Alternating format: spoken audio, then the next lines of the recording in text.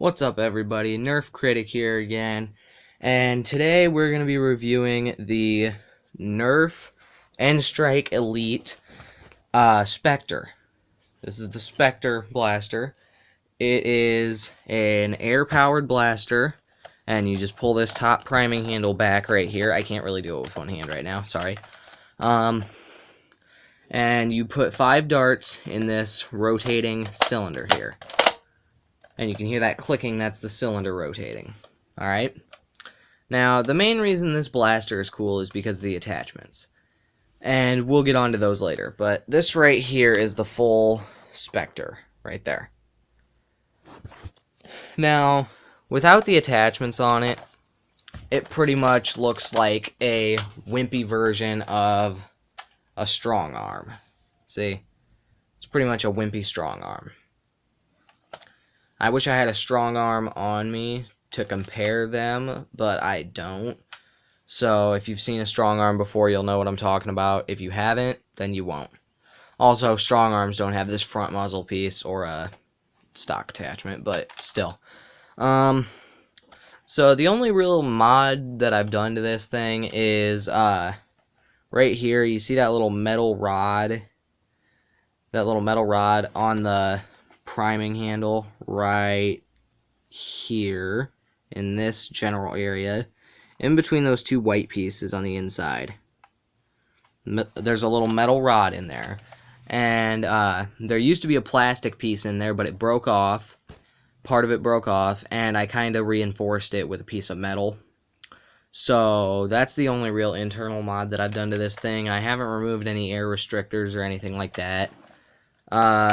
To load the blaster, it's simple. You just push this little orange button in right here on the side.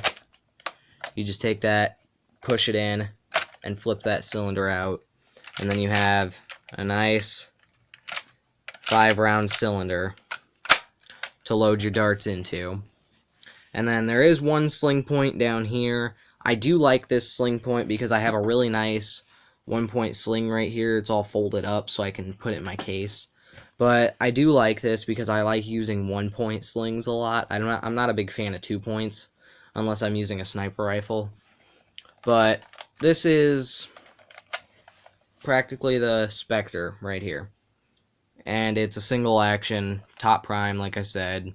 1 tactical rail, 1 male barrel attachment part, and then 1 stock attachment piece. Trigger feel is alright. I like it. It's a barely, like, you barely tap the trigger and it'll shoot the dart. The only thing I don't like about it, though, is since I modified it, this top prime has been really hard to do because it'll stick from time to time because I had to super glue that metal rod in there. But other than that, I like the blaster. It's a reliable blaster. Let's get on to the attachments. The first attachment is this right here. Now, if you are a full-time nerfer and you constantly buy new blasters all the time, and you and you actually use the vintage stuff, you'll recognize this stock. This is an Elite Alpha Trooper stock right here. It's pretty much just a different color so that you can put it on the Spectre and say that it's a Spectre stock. But really, this is just an Alpha Trooper stock because it is the folding stock and it is the same exact body style. So, pretty much the same thing as an Alpha Trooper stock. If it's on the blaster, you pull it back, flip this, like say this is on a blaster, you just pull that out, flip it around like that, and then push that in, and it'll fold into the blaster like this. So, if you have it on a blaster, when it's folded, it looks like this. Unfolded, come on. Unfolded, looks like that. So you just pull it out, flip it, and push it in. So that's the stock. And then one of my favorite attachments for the Spectre is this right here, the barrel extension. Now this used to be blue and white, but I painted it black, mainly because it's a suppressor. So it's supposed to be kind of stealthy and black. But this actually does nothing for the blaster itself. It's just a mock suppressor. But I like it because it looks cool. I put it on a lot of my Nerf blasters for like a CQB type loadout or something like that, mainly because it looks cool. That's all these attachments are. They're just cosmetic attachments.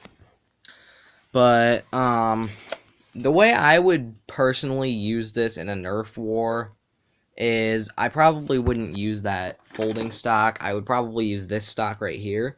This is a stock from the Modulus Recon Mark II.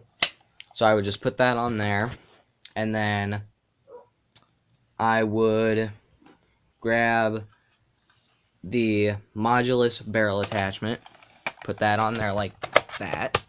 Well, actually, before I put this on here, I have to put something else on here. This is a plastic scope that came with a toy gun from the dollar store.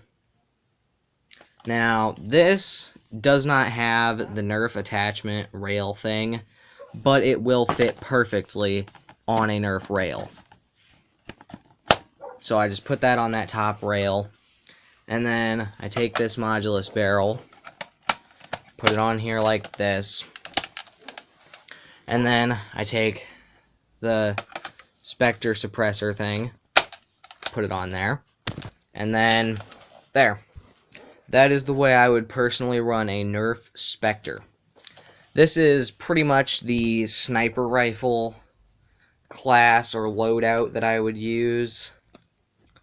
Mainly, I wouldn't really use this blaster for anything else except for a sidearm, because it's just so freaking weak that I wouldn't use it for anything else. I wouldn't want to use it for anything else. So, yeah. That's my custom loadout that I would use for this blaster. But, overall, the Spectre itself, I've shot it quite a few times, and it performs really well. It does meet up to the, like the ranges that it gets are about the same as the Elite standards. But, all in all, I like this blaster. It's a nice blaster, very reliable sidearm, and it will make a good sniper. So, yeah, that's the Spectre.